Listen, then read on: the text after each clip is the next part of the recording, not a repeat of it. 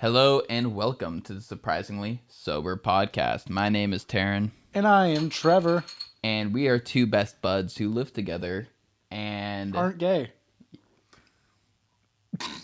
What? That's what everyone thinks. Yeah, I know, but still, like, the second you introduce the idea to the room, it's just like, and where did that come from deep inside of you? Not where your dick The is. gay part where I reach. We are two best buds, and we love music, and we also love talking shit. So we made a podcast where we get to do both twice a week. You know, before we get into it, I actually thought about that. What are some of the worst people in the world? Critics. Oh, I was going to go a different route. I was going to say women. No. Critics, Taryn. Yeah, critics. But I don't know. Like, I always hate it.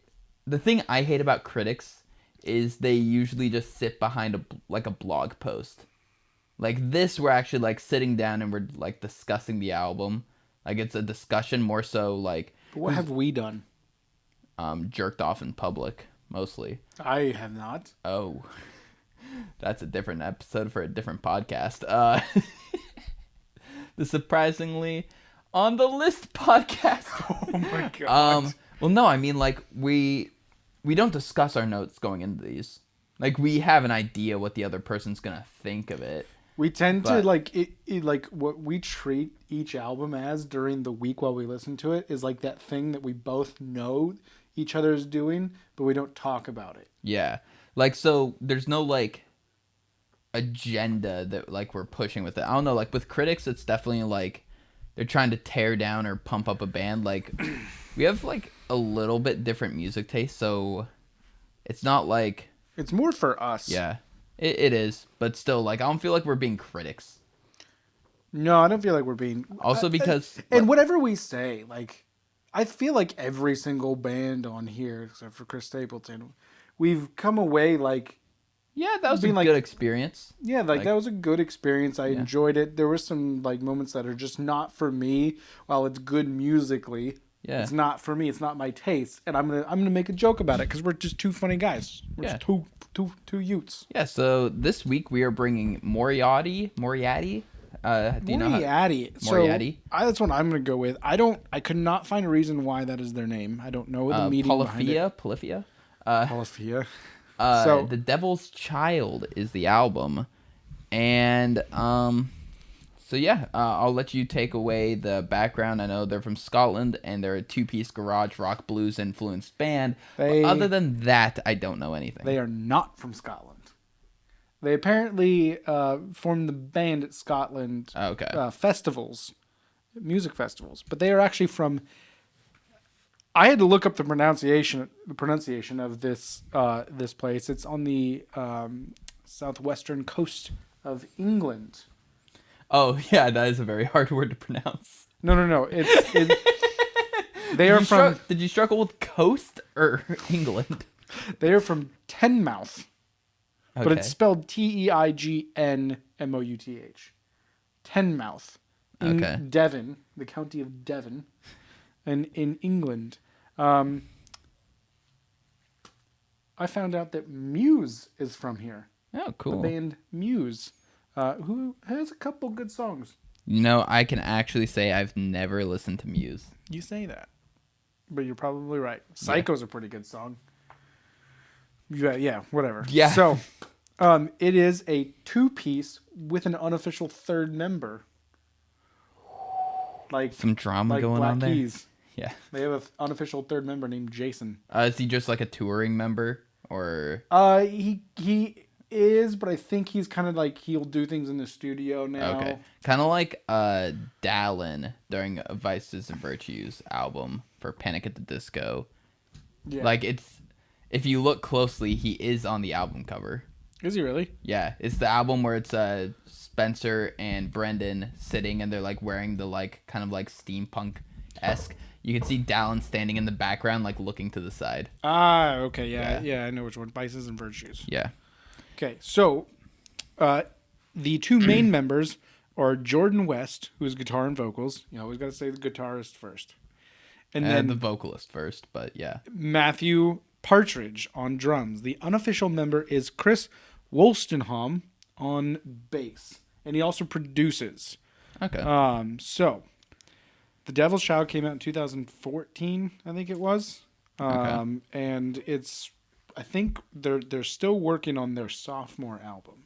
Cool. At the moment, I don't think it's currently come out yet, but they've released a couple singles. God damn it!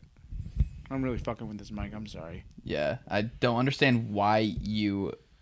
It's because you do this so much. No. It's because when I move it, it loosens up. So then I'll tighten it back up, and when I go to move it, it won't do it. It's a see. I'm tightening it up. All right, there. Put the sock all the way on. I didn't realize it was falling off. Okay, so. Anyways, let me fix this. You talk. All right. So, I don't really have any notes on the band, so I guess this is the part where we just get into it. So, I think it's safe to say that this band is heavily influenced by the White Stripes and Jack Black's work. Jack Black. The better Jack. My apologies. No, whoa. Jack White's work. The inferior Jack. Dude, it's 2021. We can't support the white one. That's fair. Yeah. That's a fair argument. Have they announced anything about their music? Weren't they making the Jack Gray album or something? No, they made a song. Oh, okay. They made a song together, and it was more of just a produced by Jack White kind of a thing. Okay. Because their musics are not the same. Yeah, no. I can't imagine Tenacious D and White Stripes mash up. Yeah. So yeah, interesting though. I could definitely see these guys opening for whatever Jack White is currently doing. No. No? What? No, Jack White's stuff now is not like the White Stripes. Oh, okay. It's way softer. Ew. It's not garage rocky at all. This I actually did on their website. They had like their influences and one thing that I appreciated on one of their influences was Blind Willie McTell, who's one of my favorite like 20s blues artists. I think you've brought him up on a previous episode. Probably the White Stripes episode. Probably. So, so that's. I wonder if Snoop Dogg was one of them also as well. I wonder if whenever bringing up influences, like there's definitely the bands who are just influenced by the other bands of the genre. Yeah. Like, like a metalcore band just being like, oh yeah, huge influences, The Devil Wears Prada and stuff like that. But instead of saying that, they just look up, wait, who's The Devil Wears Prada's influences? Okay, I'm going to sound them so I sound more cultured. I think you're 100% right. I bet there are tons of bands that do that just to be like, I don't want to sound like I'm just ripping off the guy I'm trying to open for. Yeah. So we also got to, this is Moriaty. Moriaty. There's no extra R in there. It's not Moriarty. Because when you Google them... It's very hard to find. Well, yeah, it comes up as Andrew Scott. Yeah. So I'm such a good-looking man. He really is. He really is a good-looking man. Yeah. So they actually had quite a few influences that were just very weird but also very telling. So Dre and Snoop Dogg. Black Sabbath. Okay, the White Stripes was one of them. Never mind. Muse, obviously because they're from the same place. Yeah. Prince, The Strokes. I can hear The Strokes. I'm gonna get into that. The next one, Arctic Monkeys. I could hear that. Yeah, I can hear that. Definitely on the vocals. Wu-Tang. Wu-Tang. And then that's pretty much it. I feel like a lot of the hip hop influences, because it doesn't show in their music, is more so they felt inspired to make music because of these people, which I count as an influence. So that's another thing, is the hip hop influence in blues artists and like garage rock is actually pretty big. There is no Snoop Dogg in this fucking album. There's a song on here that's got lyrical flow that I'm just like, oh, what? This is like... I know which one you're talking about. But that's... So when I went and saw Jack White live, like, you know how like before everything is going on, there'll be music playing, and it's usually like the artist chooses, what he was listening to just straight up hip hop. It was just like straight up like hip hop. I'm not gonna lie, I fucking hate it when I go to hardcore shows and the music that plays in between bands is total Z100 radio hip hop garbage, and I'm like, what the fuck is going on? So it wasn't like hip. It wasn't like shit you'd hear on the radio. It was like this stuff that you don't hear on the radio. You're like, and it's like, I'm at a Jack White show, and there's people wearing fedoras and suspenders. Like, dude, every time I've seen A Day to Remember, they always have Chop Suey play before they come on. Like, it's just like one of the songs in the mix, and the whole crowd loses their fucking mind. I've had mosh pits while waiting for the band. That's great. Yeah, just like fantastic. The whole crowd, wake up, grab Marshmallow, wake up. And then just people start fucking moshing, and I'm like, let's go. So, are you ready? I'm ready. So, I don't know much about the band. I wish that I did know more about the band. Yeah. So, let's jump into it. I couldn't even find lyrics for some of these songs. Like, I would Google. I think this is our smallest band. I wanted to Google Dahmer Blues lyrics because I wanted to make sure I was hearing something right. And some other like Dahmer Blues something by a completely different band came up, and I was like, okay. Yeah, I think this is the smallest band. This or the Ghost Wolves are either the smallest band, like subscriber listeners on Spotify that we've done. Wolf and Bear might be a contender because they were sub 100,000 listeners. These ones are 25. Damn. All right, fine. I'm gonna bring Kairos Theos on. They have like 12 listeners. Is that a MCU villain? No, they're a Swancore jazz band. You showed me them the other day. No, that was Thank You Scientist. They're big. Oh yeah. Okay, all right. Let's get into the Belding. Song it's 1. Just Belding. What? It's just Belding. What? Yeah, it's not the Belding. I don't even know what Belding means. What? Okay, you talk. Yeah, it's just Belding. So Belding, I don't know what it means. Okay. It's 4 minutes and 13 seconds, and their songs are a bit longer. Yeah. Like their average song I'd say is around the 4 minute mark. Yeah, I'd say like high 3s, 4 minute mark. Yeah, because like you can't look at the album total because there's I think 2 or 3 songs on the album that are a minute. Yeah. So it's just like, all right. So anyway, this one opens up and it just starts off with chugging. Yeah. It was like dun, dun, dun, dun. Yeah. And I was like, okay, the amp tone, very garage rock. Like it's got that like really mid-heavy kind of fuzz more than a crunch. Yeah. And I was like, okay, let's see where this goes, you know. And then it went right into a garage rock riff and a vocals with distortion on the mic, which is very telling of the Arctic Monkeys and Strokes influence. Because they have that kind of like the Killers like fuzzy distorted microphone sound. Yeah, it's just to cover up bad singing. He's got a good voice. This guy? Yeah. Oh yeah. No, he shows got a good it. Voice. He shows it on one of the other songs on the album. But yeah, I don't know why I was just like, I don't think Trevor's gonna choose another garage rock band. Okay, I had only listened to 2 songs off this album before listening to it. Was it Esperanza? And I feel like Jealous MF. Yes, actually, those are the exact 2. Yeah. Okay, I don't like that. So I know why you picked the album, all right? So it starts off with that chugging, and then it's got like a couple like little before it gets into like the intro. Guitar is fun. Yeah. It's got a good beat. The riff of the song, I think, is like fun. Like it's just it really goes. And then at the 2 minute mark, he like upgrades the riff with some hammer-ons and pull-offs and shit. Yeah. Holy shit, dude! I that's actually one of my notes. He adds a hammer-on pull-off of the main riff that I went back and listened to it multiple times because I'm just like, he did that. I didn't hear that. I thought it was like a problem with the recording. Yeah, and then he adds in some extra I think it was chromatic scale notes on the vocals. Like he kind of like took it to a different place than the rest of the song, and it just like added so much flair. Then it goes into the solo and it just fucking rips. So the drums change and it picks up the pace, and I love it. Yeah. I don't like the vocals on the paced up part. They seemed a little bit off. Like it was just not like he made different note choices. So it was definitely different. And I know how you feel about different. So the guitar the riffage is catchy. Yeah. The solo is great, and what's even better, the drums keep up. Yeah. The drums Stay up with it. The drums in this album are really nice in the way of like, you could tell he has like that middle bare bones of like, I'm playing rock music, I'm going to play rock beat, but he adds like so much like extra flair, like sparkling around the outside.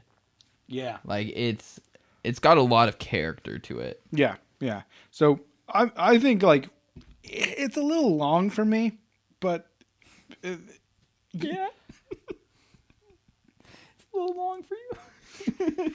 The song is a little long for me. Okay. But I like it. I think it's a good opening to an album. Yeah. I don't think we've had a bad one other than Chris Stapleton. Yeah, but that was just the bad album. Yeah. It's the only one we haven't liked. I feel like we got to shit on some more. Even though we just talked about how bad it is for people to shit on shit. I'm going to stick with my album choice. Okay. So, Belding, like, I was like, okay, this is an interesting, like, the chugging kind of made me think, what are we going to do? But then it kind of dove back into its garage rock. But I'm like, it's a head nodder. Yeah, no. When the guitar picked up and added in the extra flavor, and like it was just like a nice like, oh dang, oh dang, we going. Yeah, I give this song 5 out of 6 strings. I'm not gonna do that. I hate YouTube channels that have that. First off, good guitars have 8 strings. I bet someone say 7. I like my bottom string to be an E. Thank you. Just an octave lower than your E. That's awful. Gent. An octave lower. That's like 12 steps. Yeah, that's your average 8-string gent guitar. I know. Is an E on the bottom. I know, Taryn. I know that, but it's not okay. Not okay. I think it goes E, G, E, and then the rest is E, A, D, G, B. Yeah. Standard tuning. Yeah, so it's just got 2 strings that are just low as shit. See, I'm okay with that because I don't like having to fucking retune my guitar all the time. Yeah. It's a pain in the ass because I'm always like, whenever I have to tune it up, which I know you don't know what that is, tuning your guitar up. I hate it. I love F sharp tuning. What are you talking about? Just drop F sharp. Yeah. Whenever I tune it up, you know, like I'm tuning the B up to like a C sharp to get that open A. And I'm just like, please don't break. Please don't break. Because I've had guitar strings break when you're tuning it. And you're like, my eye. Don't hit my eye. Yeah, no. I can imagine what that's like because I've had so many instances back when I was working at Kroger, Fred Meyer. Fuck them as a company. When building like a cardboard bale, like having the wire that you tie it with snap off and you just immediately just fling your body back no matter how far away you are. Yeah. It's like, no. That's scary because I know those baling machines. I know what you're talking about. Yeah. And that's thick wire. It's like solid like 2 millimeters. So. All right. Number 2 song. Esperanza. I mean, he says it in the song. So Esperanza. I didn't listen to the album. I'm just guessing. 3 minutes 34 seconds. This is the single off the song. This is their biggest song. This is how I discovered them. This was the song that introduced me to Moriaty. The intro's some real boomer shit. I don't want to understand these kids using their twit book and their tinternets. I think we've talked about it before. I hate talking. Like recordings inserted into songs. I think there's 3 on this album. Yes. Well, one of them is 2. Just the song. Yeah, there's 2 because that one, the last one, I think it is. Mm-hmm. It's this one and Dahmer Blues is where recordings are inserted. Yeah. And then the last one, I can't remember the. I'll remember it because it's got a feature act and he's the one talking. Yeah. And that's just talking. Yeah. But Esperanza, it's got that intro bit. This is like the only time I minded it. Like it was all right. Like I could have lived without it just because. So they do have a radio edit, and that is the one that I put on playlists. Okay. Because who's like you're gonna be in a car, listening to this song with a girl, and it just randomly that comes on. Some old angry British lady. Yeah. It's like you tinternet and you twit book. More kids mucking about. The intro riff is fucking bonkers. It's very, very garage rock. It is, but it's downtuned. Yeah, it is. And I figured you might like that because it's a little it loose. I think it was drop D, I want to say, but I don't know for sure. sure. No, it was only drop D. That's all you go on blues. You don't go any lower than that. Why would you want to go any lower than that? Then your string is just so loose, it's not tight. Yeah, you just get a bunch of like fucking twanging off of the fretboard. Just slapping about. Yeah. Yeah, the song was really fun. It definitely fit I don't want to say it fit like a formula because that makes it sound like inherently wrong, but it sounds like a single where like the structure, all the decisions made, it sounds like they were like, this is the single of the album. Which like, they did. Yeah. And no, it's just, it's so weird because it's like you can listen to an album that you've never heard a single song off of it and you can pick which one the singles are. Yeah, just because like, I don't know, like, it's definitely the one that the producer was like the heaviest handed in. Yeah, because like the ones that aren't the singles are the ones that have like a lot more flavor, a lot more character, like a lot of individuality of like musicianship to it almost. I want to say like singles are easy and boring, but it's like it's definitely like the ones that aren't the singles are the artists stretching their legs a bit. Yeah. While singles are the ones where it's like, I know this is the chord progression that's going to get the most listener. I know this is the lyrical hook that's going to get like, you know, the best response and everything. It's not to say it's bad, but I was just listening to it like, yep, this is the single. Yeah. This is the one. No, but so the intro riff is just fucking fantastic. It's one thing I noticed that they kind of use the same riff over and over and over again, which is garage rock. You know, White Stripes. It's mostly just the intro riff and then variations on the same riff with some chords thrown in. Yeah, I love the lyrical flow. I love the chorus. Soy esperanza, soy en mi deo, soy I don't know la what that tristeza. means. I don't know, what does soy mean? I am. So soy esperanza means I am esperanza. What does esperanza mean? It's a name. Is it? I'm fairly certain. Keep talking. Soy esperanza. Oh, dude, I forgot to tell you. This is a big update for the surprising family. I'm not calling them that. Shake Shack in near us opens on the 16th. I saw that. Yeah, 9 days. Yeah. Yeah, next week. All right, keep talking. So soy esperanza, soy mi deo, soy la tristeza. I don't know if that's what she said. It's a private beach resort. Yeah, it's a name. Yeah. I am Esperanza. It's also is one of the nation's largest Hispanic faith-based nonprofit organizations. So it's a lot of things. What the fuck? Oh, it's the Spanish word for hope. I am hope. Oh, cool. Its cute. Song is about Superman. Fuck the Snyder Cut. Yeah, like, I mean, it was enjoyable, but it was by no means close to my favorite song on the album, just because it kind of felt like... So, okay, I've listened to this song hundreds of times because it was the one that introduced me to the band. I have it on several playlists. I don't think it's my favorite song on the album anymore. Yeah. No, there's some songs that fucking hit on this album, and this one, in comparison, just kind of felt stale potato chips. Yeah, because it felt like a single. Yeah, potato chips are good, but it's just a lackluster good potato chip. It's still good. You're still going to enjoy it. You're still going to dip it in your sour cream and onion chip dip and have a good time. But if you had some, freshly opened Ruffles, it would be a better fucking time. Yeah. Not the stale this is a Kroger brand chip. Still good. Still going to dip it, but it's going to break apart in the fucking... This analogy is out of hand. So, I think it's a great riff. Yeah. I like it. The drums fucking stay in character and are crazy. One thing that I finally noticed after listening to this hundreds of times is that during the chorus, there's these backing oohs that I could hear. And I was like, I never noticed that and I like it. I think it's a really good single. It's the only song on the album that can be a single. Yeah. Because they do swear. Yeah.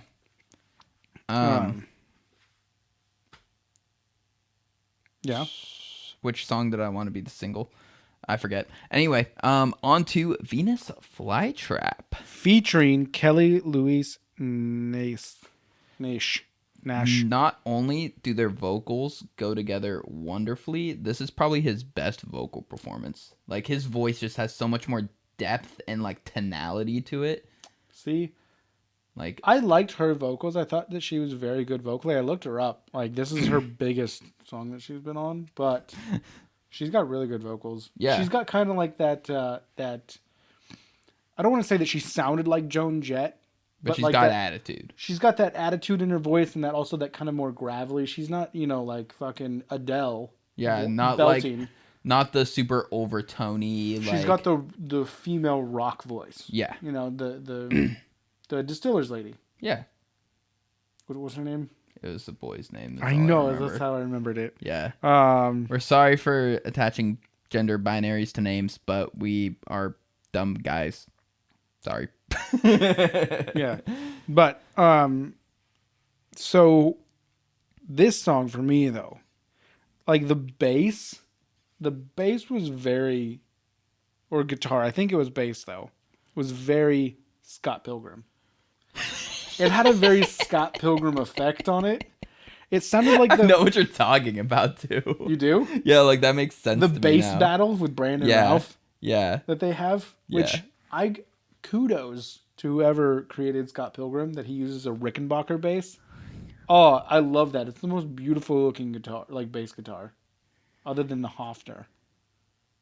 Okay. Which is just, I like the Beatles. Do you know what the best kind of bass is? An 8-string guitar.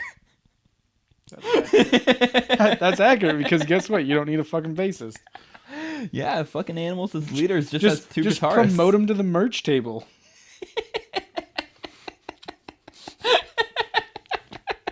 Dude, at least you get tips over there. I mean, yeah. You might even get laid doing the merch table. Yeah. You're not gonna get laid playing bass. You're not gonna get laid playing bass. Oh, clip that and put it in the trailer. Hey. So what? Just both of us like simultaneously. But this song is your classic garage rock song. Yeah. The tempo choice of the song and some of the tempo changes, I would say it probably ranges like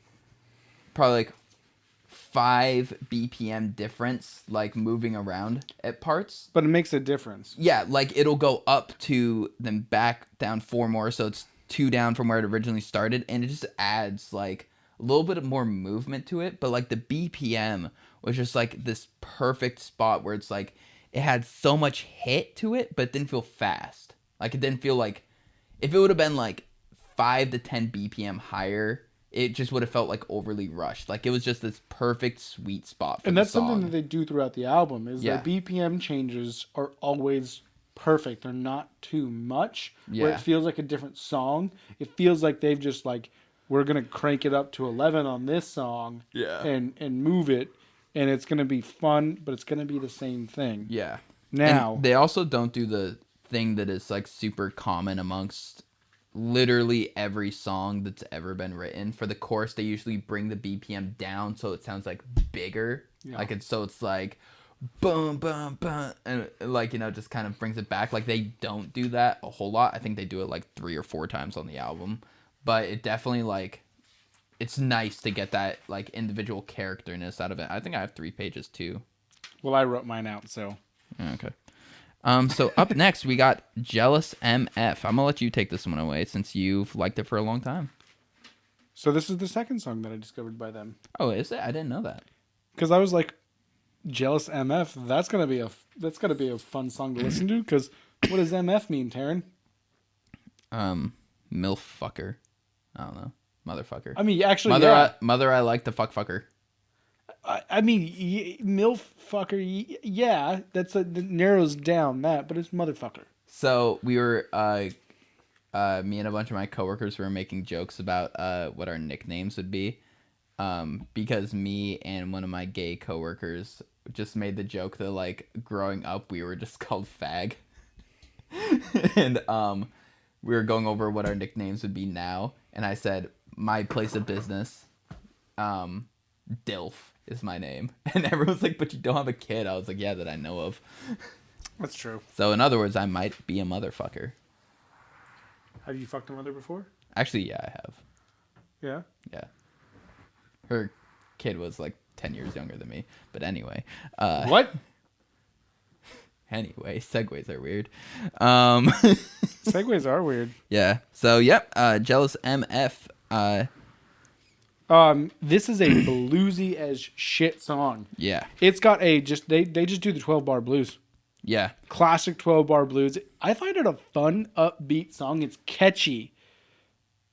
Because the chorus, deadbeat jealous motherfucker like me. I love that line. Because a woman like you is way too pretty for a deadbeat jealous motherfucker like me. I fucking hate the trope that is in almost every garage blues rock album of the music stops and then the singer does a run-on sentence into the music kicking in. I hate that trope. Love it. It is more played out than a pop punk singer leaving his hometown. It's more played out than a pop punk singer dying of a heroin overdose. I don't know many who died of heroin overdoses. I know a lot who fuck underage girls. There you go. There, take that. Insert that. Take that, every pop punk band. I love it.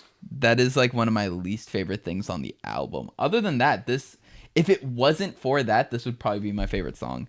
Really? Yeah. No. The riff is completely different from their usual bags of tricks in the way of like a lot of like the intonations and like just like overall just guitar choices he makes and how he plays it is very different from the rest of the album, and I really loved it. The drums had a super old school like fat vibe to it, where it sounded like they also just had a mic like placed somewhere in the room instead of like right up on the drums like you typically record a drum set. And it sounded like wrong, but in all the right ways. Like, it sounded like it was poorly produced intentionally, and because of that, it sounded great. Kind of like The Office, where, like, the camera zoom is a arguably very bad director choice. But in The Office, it's great because they're doing it wrong perfectly. That's actually a perfectly good metaphor. Thank you. That is actually incredible. I'm so proud of you. Thank you. So other than the music pause run-on sentence trope, I love this song. The guitar solo fucking slapped. That's used to like tremolo picking, like, oh man, that was this is raunchy blues. Yeah. Like I loved it. The run-on sentence after the music thing made it better for me. The only thing that was a drawback for me was the 12-bar blues. I just find it kind of boring. Yeah. But they were able to make the 12-bar blues fun because 12-bar blues will usually go, I mean, just your standard is E and then A and then E and then you go up to D, A, E. But they go up to D and then they go up instead of down to A. And I'm just like, fuck. Yeah. Yeah. They make it fun.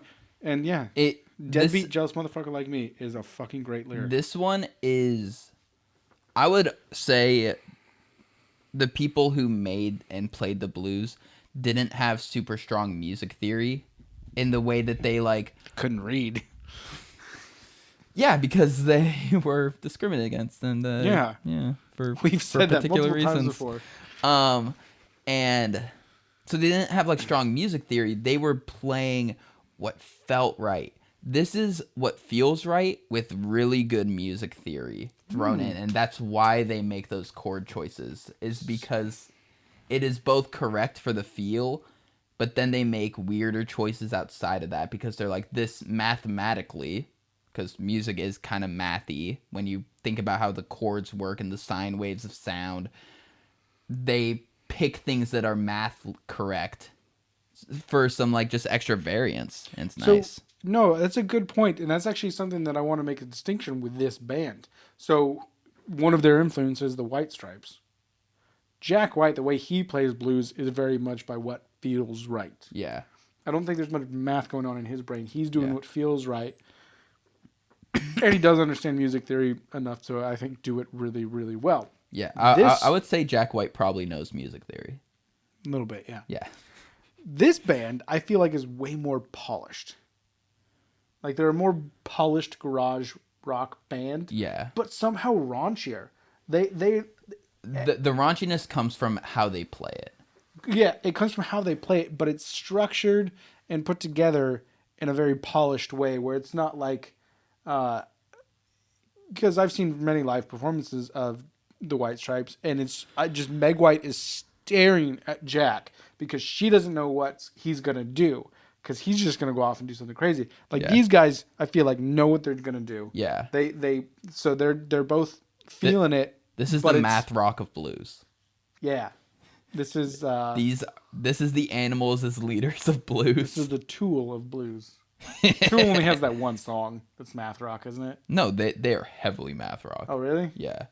I don't like them that much, though, just because I don't like the vocals. Well, yeah. Yeah. Because who would want to be a fan of a band called Tool? Yeah. Because you'd just be a tool. Yeah. All right, so Jealous MF. On to Dahmer Blues. So, obviously, Jeffrey Dahmer. Yeah. Dahmer Blues. I think that's recordings of him talking.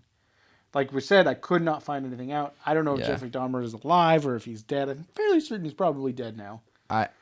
Yes, I'm pretty sure he is. I have no notes for this song. It was just pretty... It was bluesy as fuck. I think it was too on the nose for the genre. It had the recordings throughout the song that I didn't like. Like, they were just constantly throughout the song in the back. It was pretty much just your standard one riff for pretty much the whole song. And it was just like... I don't know.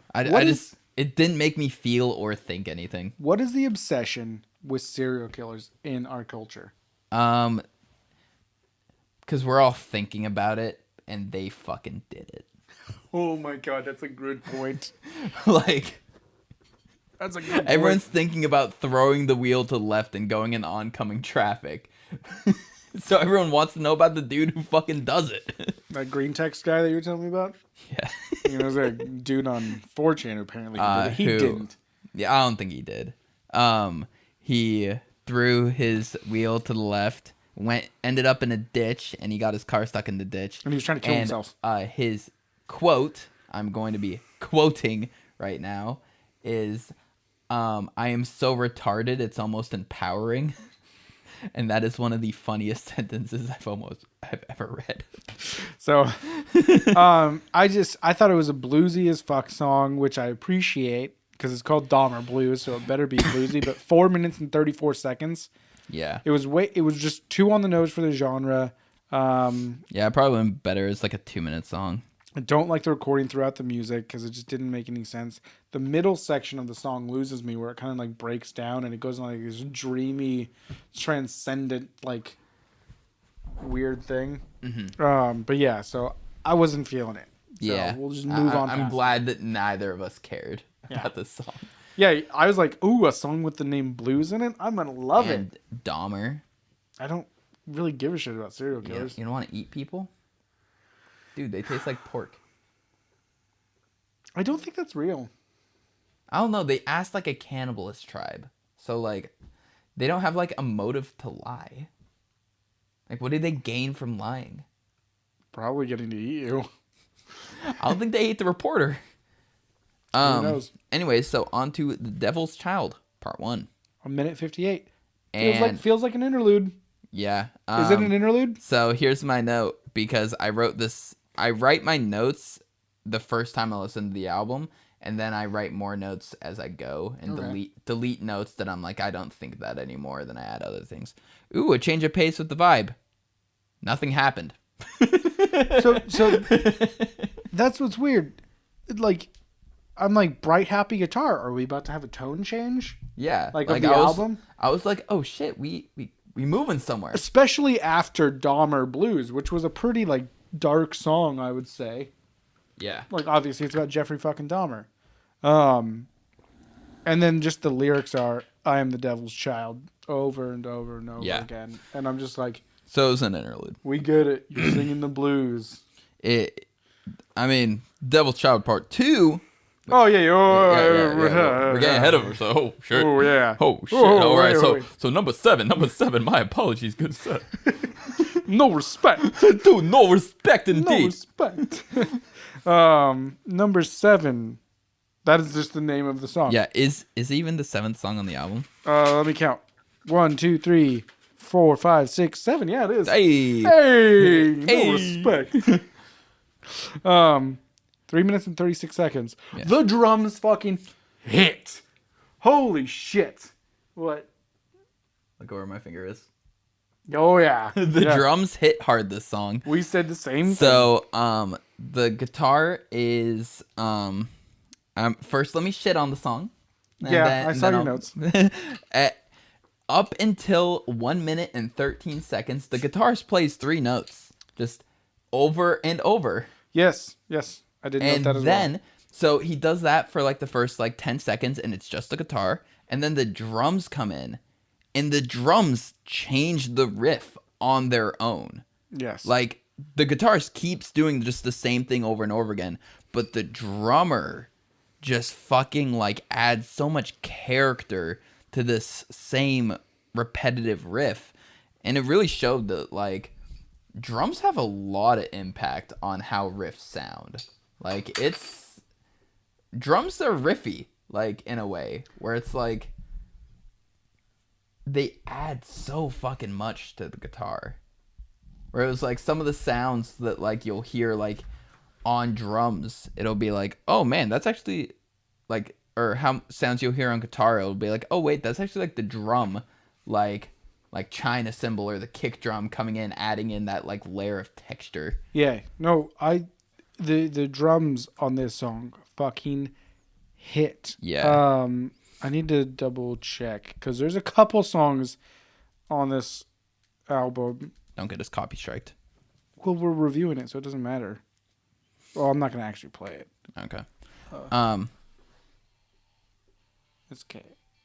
No, that's not the fucking song. Fuck you. Okay, yeah, this is the song. This is the song with those drums. Because there's a few songs on here where I've noted the drums. The fucking drums. These are some of the best drums I've ever heard.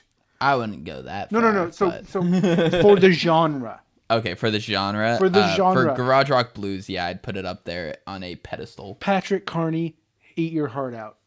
He's the guy who you think needs to get. Yeah, no, trust me, I know that. Fucking just all hunched down. It's because he's incredibly tall, so he's got to kind of hunch down. I'm Patrick Carney. Oh my god! Fuck you, Carney. I hope he gives you a swirly. Come here, Patty. So the drums in this song are so good.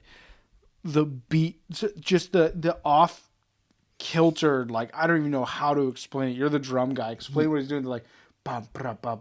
Yeah, he's doing. So like the idea of like, I think they wrote their music on a computer. Like, because it's so technical and like a lot of their decisions are too correct to just do offhand. Well, no, they might just be that talented, but like it's so consistently like their correct decisions are so consistent. I feel like a lot of this was written on a computer, and then they could have performed it for realsies. But he's doing like kind of like counter notes in a way where he'll make his riff like the core drum pattern with the riff. Then he'll take the riff and on top of what he's already doing, add in fill in the blanks. So like if the drum's like just your basic drum beat, but then like the guitar has like notes on like first bar, second bar, half note, third bar. He'll like add incorrect hits like in the middle, like on top of like the drum pattern. And it's just really smart decisions where it's like, it's so tight. Like everything just like interlocks in a way. It's sexy. I love it. Yeah. I definitely say that the drumming is so good it overshadows, I think, everything. But dude, the guitar gets adventurous at times, though. And it does. He gets a little slidey. And when hear some slidey in it. When he does, I'm like, fuck yeah, this is what I want. But then he goes back to sitting in the pocket of like the kind of like what works. Ooh, a football. Football reference. Goes back to the pocket. He's a pocket passer. Yeah. When he needs to be out there running like Michael Vick. Dude, so one of my coworkers I found out recently is a big Aaron Rodgers fan. And I made a joke about the Drew Brees, Tom Brady thing where Brady throws a pass to his son. I was like, man, isn't it weird that it took up until then for the GOAT to throw a pass to this kid? Like, implying, like Brady's the GOAT over Brees, which is true. He is. It's true. And then he was like, oh man, I didn't know Aaron Rodgers was there throwing passes. You said that? No, he said that.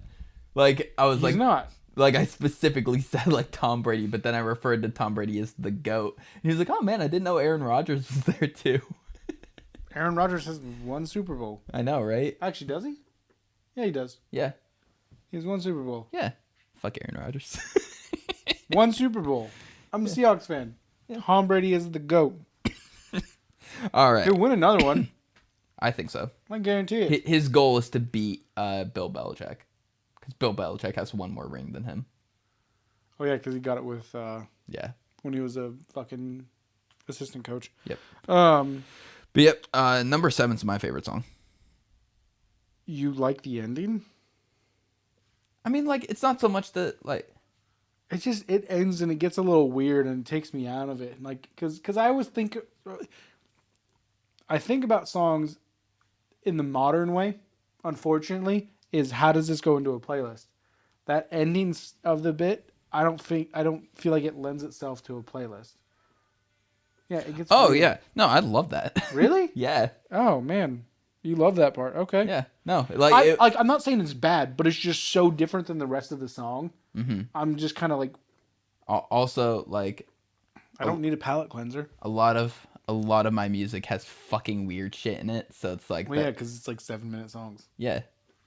You're about to make me change my album choice just to be a dick. I know.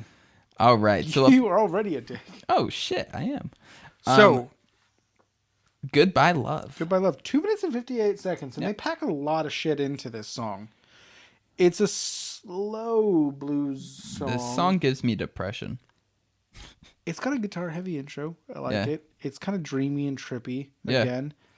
This is one of the better ballads we've had thus far on the podcast. Is that what it's called, a ballad? I don't know if I'd refer to it as a ballad. One of the better slow songs where it's like, all right, guys, let's take a break and have a good old time. Excuse me.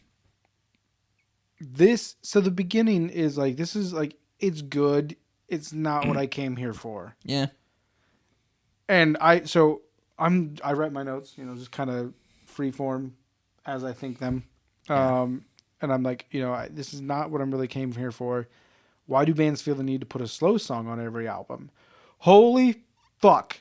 They shift hard. The end of the song just came back and blew it out of the water. It came back like the Pats versus the Falcons. The beginning of the song blew a 28-3 lead. And the end of the song fucking saves it. It hits so hard. Yeah. It hits hard. I hate talking like a fucking Gen Zer, but it slaps. Yeah. The guitar work had a lot of cool timing choices. It did, yeah. And the back half of the song was definitely a highlight for the song, but overall, like, it was just like I was already so bored of the song. It was just kind of like that's the thing though. Is like I was like writing my notes, and I'm like, okay, there it is. Yeah. That's cool. I feel like it's almost a little bit too late, but I'm like, okay, I that kind of saved it a little bit for me. It's like saying sorry after cheating. It's too late, bitch. Okay. I saw a video, and it was I hate the videos where they do like the holding up the piece of paper and you have to read it and then they throw it down. Yeah, and then you go to the fucking hate those. Just talk to the camera. I saw this one where it was like this guy's about to propose to his wife, and he's hillbilly as fuck, like redneck white trash. Yeah, and he's like holding it up, and he's like, "Me and my girlfriend have been through ups and downs, but you know, I do love her, but I cheated, and I just want her to know how much I love her." And I'm gonna marry her, and I want her to be the woman I'm gonna marry. And then he like proposes to her, she's blindfolded and all this shit, and I'm just like, you cheated, like why? What? Yeah, like there's a huge thing in here, like you cheated, you're a piece of shit. Like why would anyone want to? Like she shouldn't be marrying you unless she's the girl you cheated on with. I would never cheat unless like you could bring like an anime girl to life, dude. I love the color of your shirt. Dude, I'm loving it too. Because it's not white. It's like an eggshell. I wouldn't even say that. I would say it's like a tan. Yeah. It's like a very, very white tan. Yeah, I like it. But it's not flesh colored, which is good. Like it's got a little too like, almost like goldish yellow to be flesh. Yeah, it's like a nice cream. You like it creamy? This is actually pretty close to the color of my nut.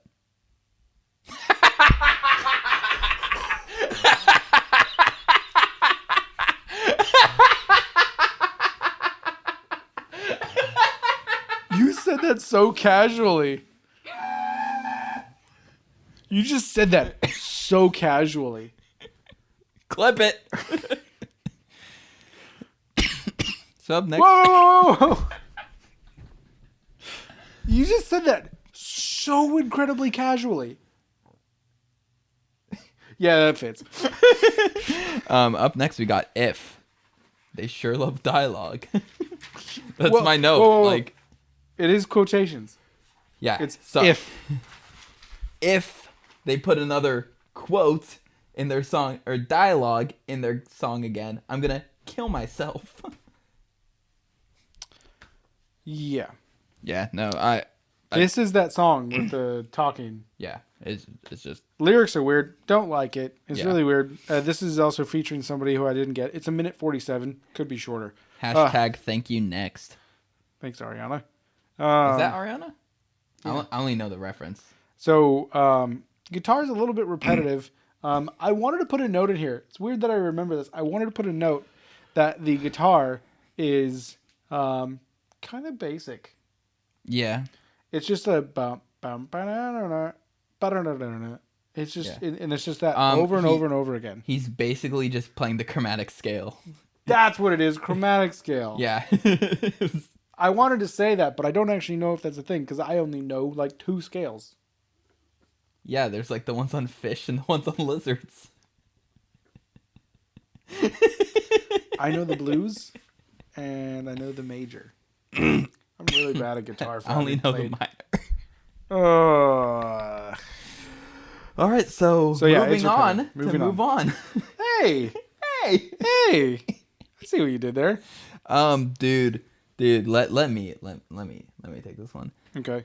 This song came out of fucking left field. His voice was like sexy velvet, just like licking my ear. So you remember how I said that why does every band feel the need to put in a slow song on their album? This is the slow song you're supposed to put on the fucking album. Exactly. That it made me eat my words. Yeah. I was like, dude, I was like the second his voice hit, I was just like, holy shit. Like, he's very British. Yeah. He does really like dolls up the British in his voice. Yeah. And it's like it reminds me of that I want to go to the seaside, like that kind of a thing, but this is done better. I was like another acoustic song, shit. But it's full on acoustic. It's not half-assing it. Yeah. It's bright. His vocals are great. I wish the album had more of this. This would be a great song to do more of. I think this song is perfect for a movie. I could see it being like a montage of like this guy is like, you know, like he's getting over something, you know. Yeah, like like he found out like his girl like killed herself or something, you know. Not that dark. I don't know if this is when he moves on from it. Nah, dude, like if my girl killed herself and then this song came on, I would be like, okay. He does have some weird lyrical choices. Yeah. There's some point where I'm fairly certain he says do do do or dad something. He rhymes it. He rhymes something with doo doo. He also says fuck several times, and I appreciate that. No, this song fucking slaps. Yeah, it definitely slap at the bass. This is up there with the best slow songs we've had. Of just like, it was like, oh damn, this is like what this album needed more of to kind of break up that like rough garage rock vibe they brought a lot of. They could have used like maybe 2 more of these in there instead of the interlude tracks, because I hate an interlude track. Why make a track that you're not supposed to listen to? Like, it seems to happen a lot. We get those. I think we've had them on more than half of the albums. I'm pretty sure there's no interlude track on my album, this coming album. So maybe that's because it's all just one interlude track. Yeah. Yeah. I think this is a great acoustic song. Like, this is gonna put this. Let's be honest. This is gonna be a song I put on an album or a playlist that you fuck to. Yeah, dude. Or a romantic getaway. I can't fuck to music, man.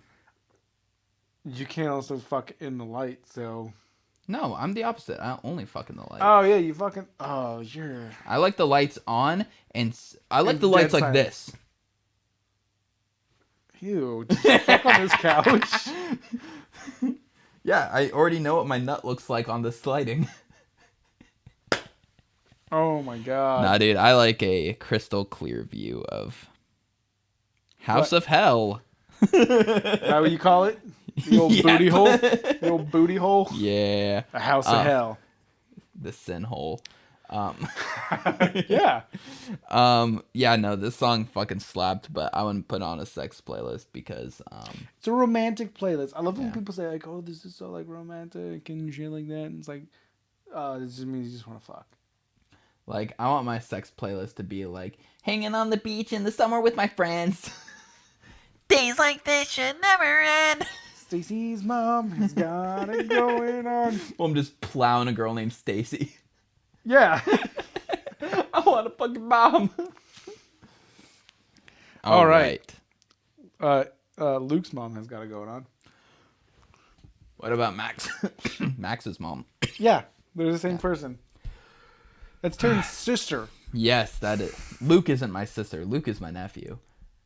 No shit. I know. I don't care what they think. House of Hell. House of Hell. 2 minutes, 15 seconds. They get back into it. This song's got some punk in its veins. This sounds like some fucking raunchy Scooby-Doo chase music. Yeah, I could see that. I can see the song being written by the Ramones and then played by these guys. Yeah. Where it's like, it's that like old punk where it's still like not like punk, but it's like, it's got that angst. And I like it. Drums kill it yet again. Yeah, the drummer is the star of the show, in my opinion. The progression of the guitar is a little bit basic. Yeah.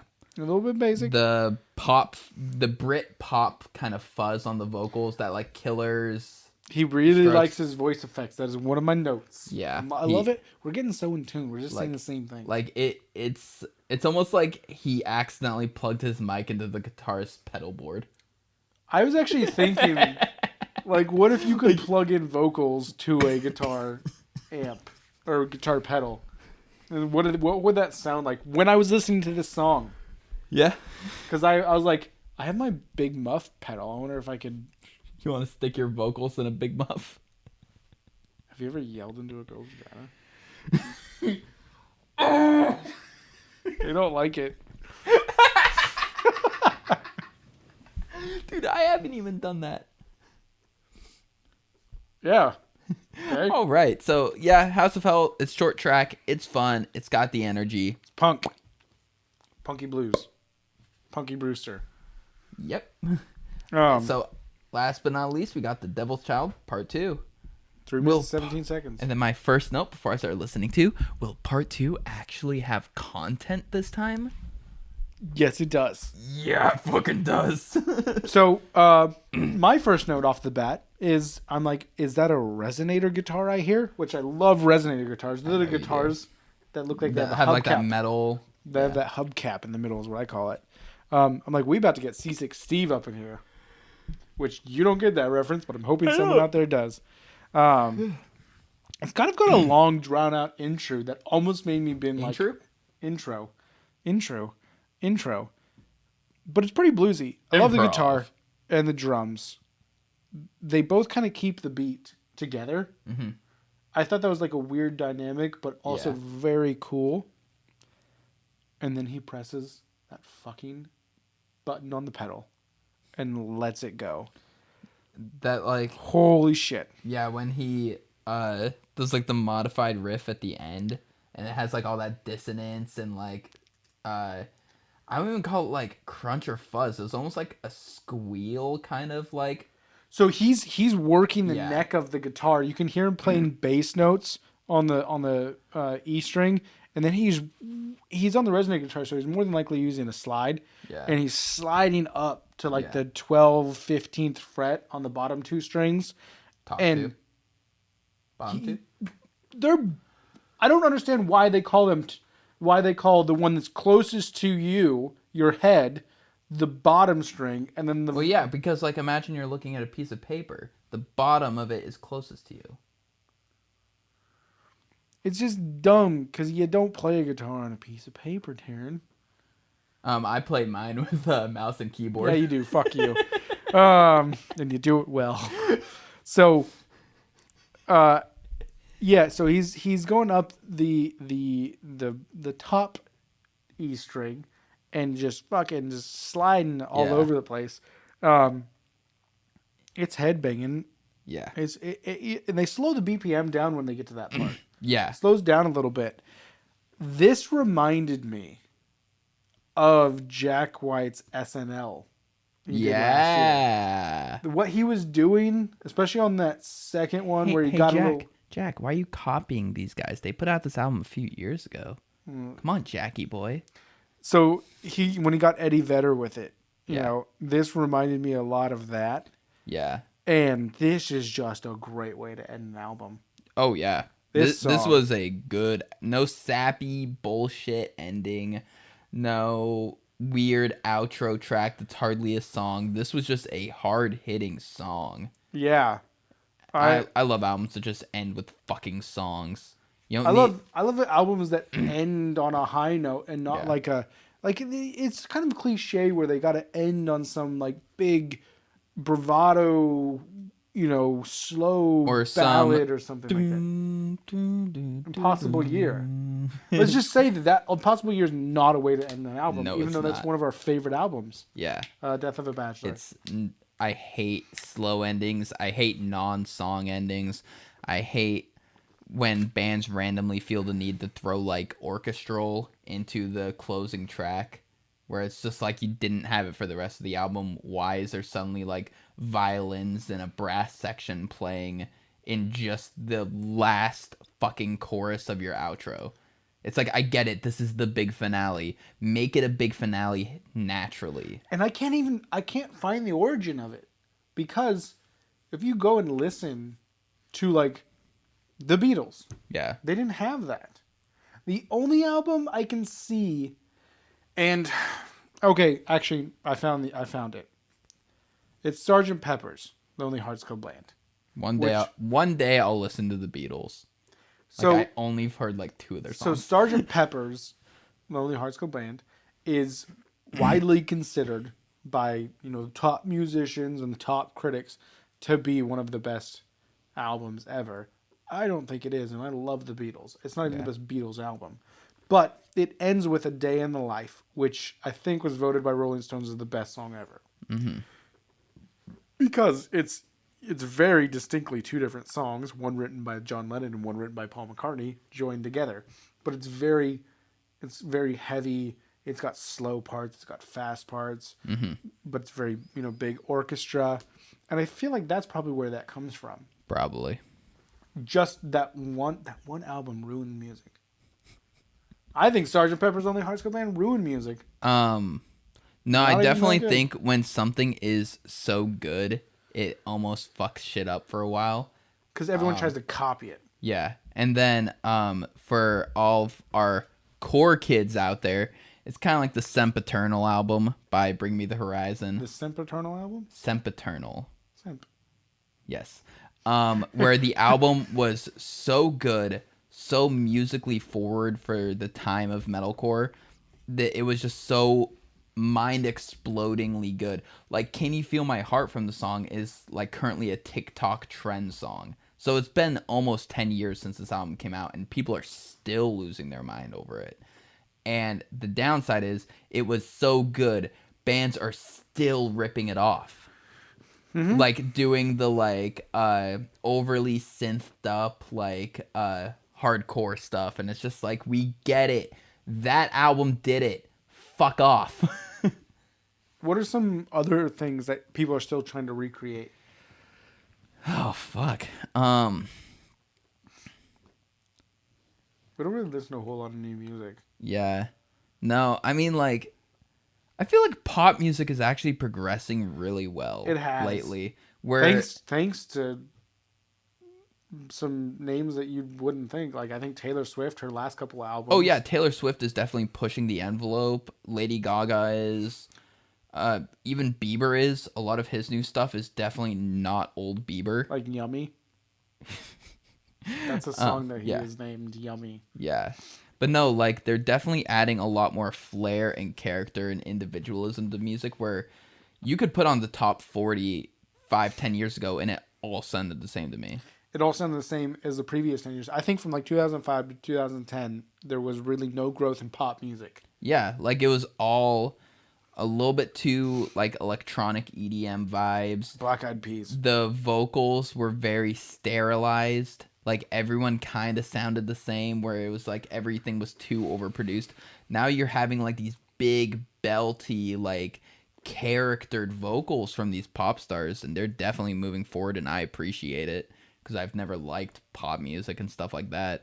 But I don't know, like, every genre definitely has their like their golden child that they hang on to and continuously try to replicate. I feel like still every new punk album I hear, I'm literally just hearing For Blood and Empire by Anti-Flag, which we've done, which is kind of the I don't want to say this, but it's what I'm thinking. It's kind of the only good modern punk album where it's just like, it's the only one that did something new-ish with punk. I wouldn't say it's new, but it was like a different flavor of punk moving forward, where like a lot of the older punk bands, the Dead Kennedys, Black Flag, Mind Going Blank, Misfits and stuff, were all kind of doing their own thing. They kind of converged into like sterilized punk, where everyone just sounded like all those bands just kind of put together, and it all sounded the same afterward.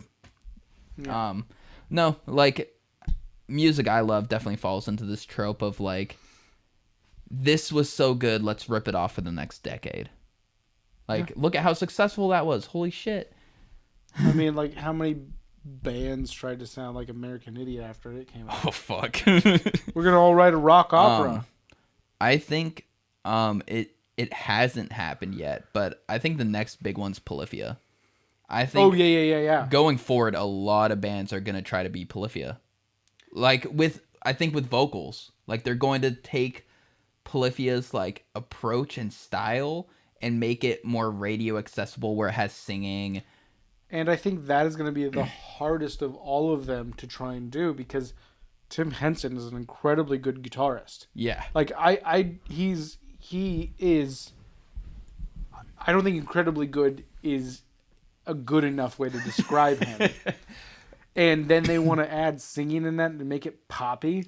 Well, because pretty much what they're gonna do is they'll just like take the main like melodies from his riffs and stuff and transpose that into being a vocal instead of a guitar part. So the guitar part will be a bit more simpler, but it'll still like have enough of the shred vibe to keep that like Polyphia heart in it, but have vocals doing like the main hook melodies. I think it's incredibly doable to do, but that is, in my opinion, going to be the next trend of rock music, is going to be bands hardcore ripping off Polyphia, Chon, Ichika. God, I love Who's Ichika. just a YouTuber. Ichika. That's how it's pronounced. Ichika. Emily gave me so much shit when I said it wrong, and I was like, who cares? What does she care? She doesn't know how to play an instrument. Actually, they are really good at playing like piano and guitar. Oh, really? Yeah. I was about to say piano's not an instrument, but yeah. Trevor only believes in guitar. and drums. Yeah, drums. 2 pieces. Yeah, and then 4-piece guitars. Or I mean 4-string guitars. Basis? Yep. No, then it's a 4-string long guitar. Anyway, we're just rambling at this point. Okay, so The Devil's Child Part 2, I would say is probably it's fucking awesome. Up there with I think it's a great song. I think Move On is a great song. Number 7 is a great song. Oh, dude, yeah. Those are my highlights of the album. Yeah, Move On was it's not my favorite. But it's not my good. It's not my favorite song, but it's my favorite part of the album where it was just like okay. It changed. Yeah. Like number 7 would be this if I had to pick a song. I'm not a big garage rock guy, but if I had to pick a song to put on a playlist, it'd be number 7. Or was it number 7? It was number 7. It was number 7, yeah. And wait, no, it wasn't number 7. Number 7 was the one I shit on. Maybe it was number 7. Dude, That's the one with the drums. I can't remember my own fucking notes. That's the one with the drums and then it gets weird at the end. Yeah. So it was that one. That and House of Hell were probably my favorites, but Move On was the one that like made me listen to the album the most, where it was like, whoa, hold the fuck up.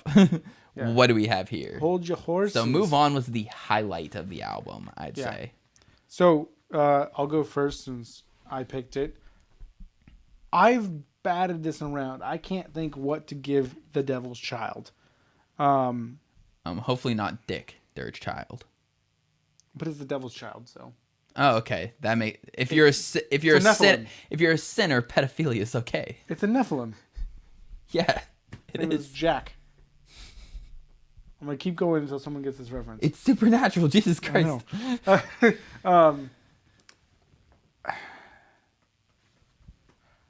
I still really haven't decided, so I'm gonna split the difference and go 7.5. Okay. I give it a 5.2 because it's better than a 5, but it's not anything I'm ever going to listen to. Not even a 5.5? No. We only deal in halves. Too bad.